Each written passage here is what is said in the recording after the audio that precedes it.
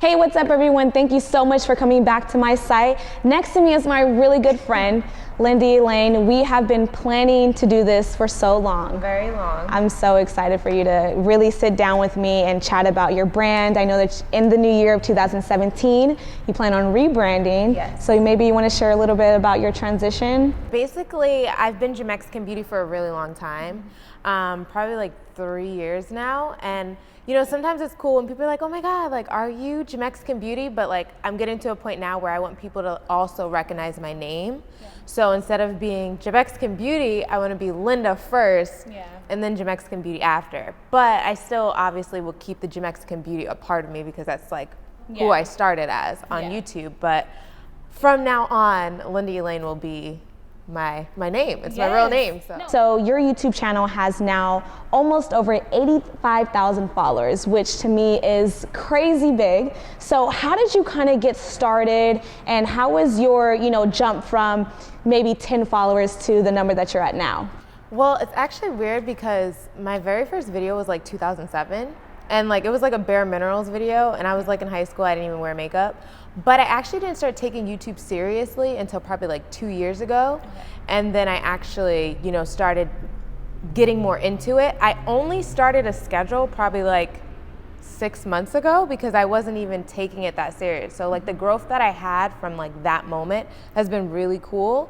But I don't know, I just basically started because I just wanted to do reviews, and it was like before the whole like wave of gurus hit when I started. So it literally was just me like looking crazy on camera, like, hey, I just got You can never look crazy, Linda. No, look, I'm gonna need you to stop.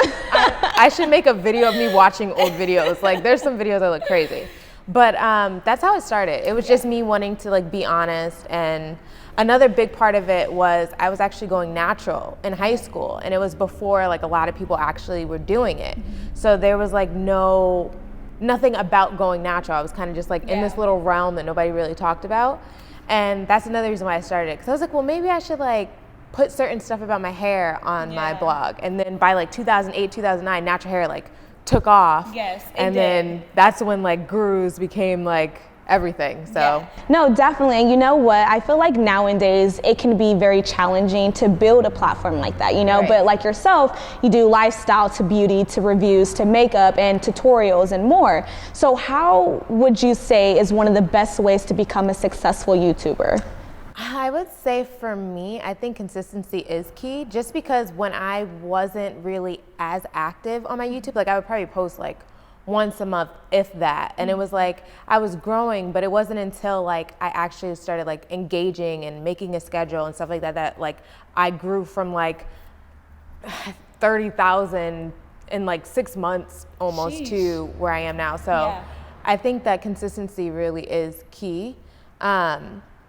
And being engaging, I said that, but I really do feel like when you like write people back, you start noticing the same people and they become more of like your go-to people, like they'll ride. And they're like friends instead of like being fans. It's like, although it's a virtual thing, you're engaging with them. Okay, another thing that I really want to talk about is the monetization of your YouTube channel. I know that after a certain amount of hits, you get those checks mailed to you. So for someone who is growing in that industry, what is one of the best way to kind of start looking at, ads and looking at different things to help grow your brand and turn it into an income? I would say when it comes to YouTube, I still don't know the algorithm of how I get paid. To this day, I don't know. Because when I signed up for the Google AdSense, that's like through YouTube, it was like before like people were really making a living out of YouTube. So when I first started, I was getting like $1, $2, so I had already like did that transition because again, it was like whenever that was, like 2008 or whatever the case may be. So you weren't making nearly as much as you are now. So I don't really know the algorithm for that. And I wish I did because I could explain it more. But other than Google AdSense, like people, you get paid for sponsored reviews when you work with different brands and things like that. And I guess my only advice to that is I know some people who reach out personally, or you can kind of wait for them to email you. I know I have my manager's info in my description box. So if any company is looking to work with me, they email my manager. But before I had a manager, it was just my email and I would just answer them back. I probably only reached out to 2 companies in my whole YouTube realm, just because I don't know, I've never really seen it fit, but I mean, now I could see why, since it's becoming a bigger thing, why you would want to reach out on your own. So. Yeah, no, absolutely. And I feel like that also goes hand in hand with like a product collaboration. Right. You know, I know that a lot of these social media influencers are on their Instagrams and you see them promoting like, I don't know, fit tea. That's how you know. But yes. But the thing is, these companies are actually paying them to post their product on their social media accounts, you know, and so that really helps build your pockets up when you're still doing the same thing that you love, right? How successful have you been from growing from one platform to another?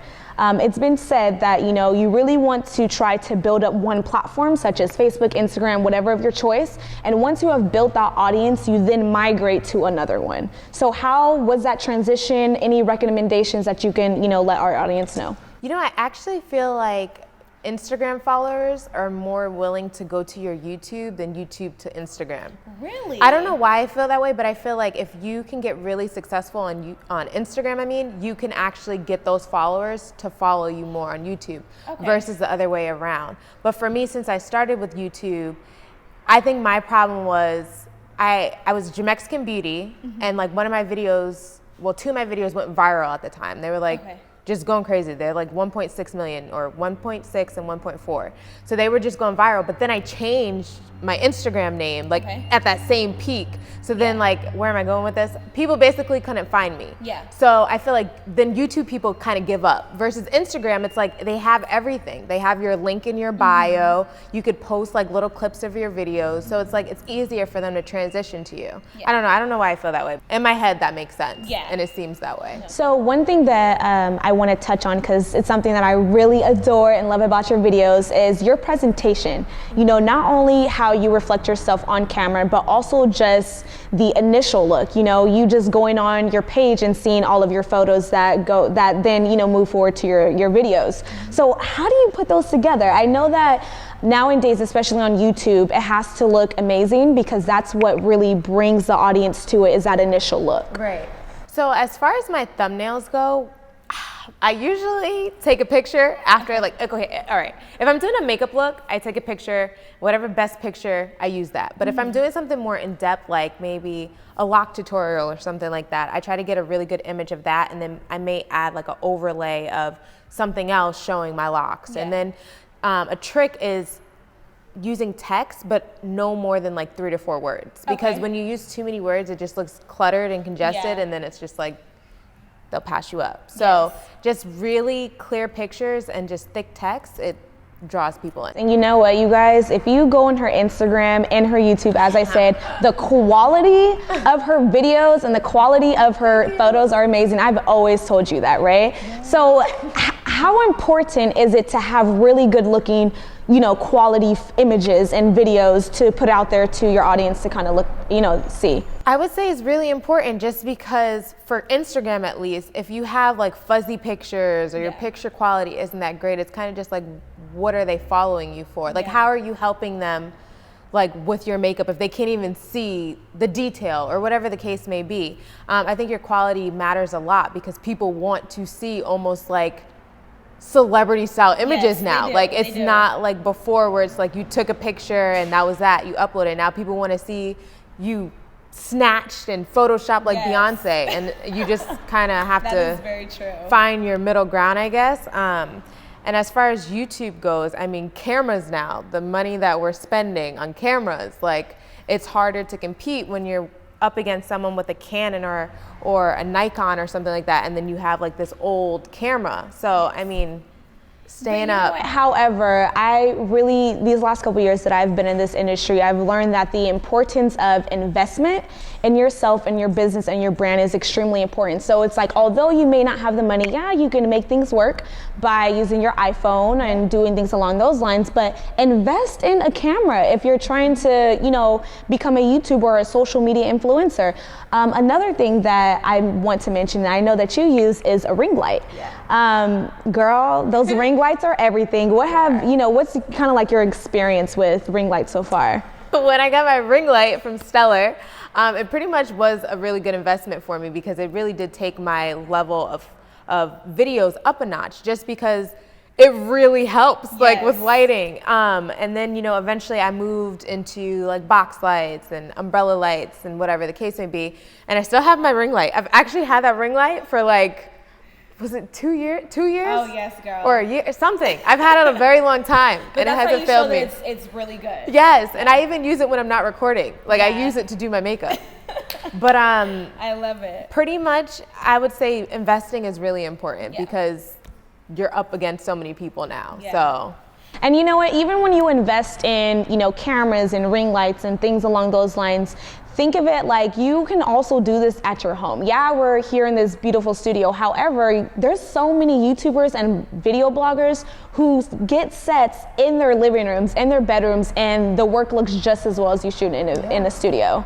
Yep. So. Because I'm in my bedroom. Yes, and I do a lot of my video blogs in my living room. So. Yeah.